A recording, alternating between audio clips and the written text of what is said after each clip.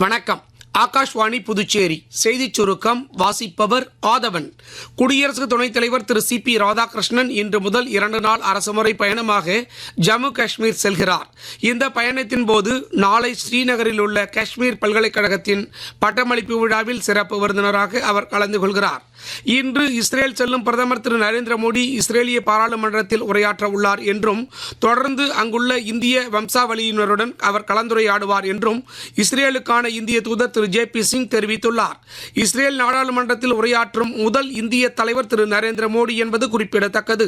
தொடர்ந்து அங்கு நடைபெறும் தொழில்நுட்ப கண்காட்சியில் பிரதமர் பங்கேற்க உள்ளார். வரும் வியாழனன்று ஹோலோகாஸ்ட் நினைவு சின்னமான எத் வஷிம்க்கு திரு மோடி செல்கிறார்.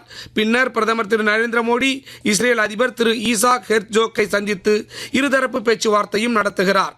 இந்தியாவில் அடுத்த தொழில்முறை புரட்சி உயிரி தொழில்நுட்பத்தால் இயக்கப்படும் என்று மத்திய அறிவியல் மற்றும் தொழில்நுட்பத்துறை அமைச்சர் டாக்டர் ஜிதேந்திர சிங் தெரிவித்துள்ளார்.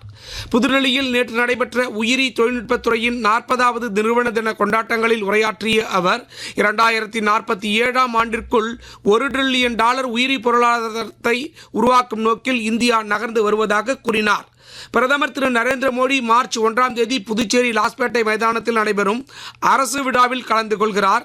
பிரதமர் திரு மோடி வருகை குறித்த ஆலோசனைக் கூட்டம் நேற்று துணைநிலை ஆளுநர் திரு கைலாஷ்நாதன் தலைமையில் நடந்தது.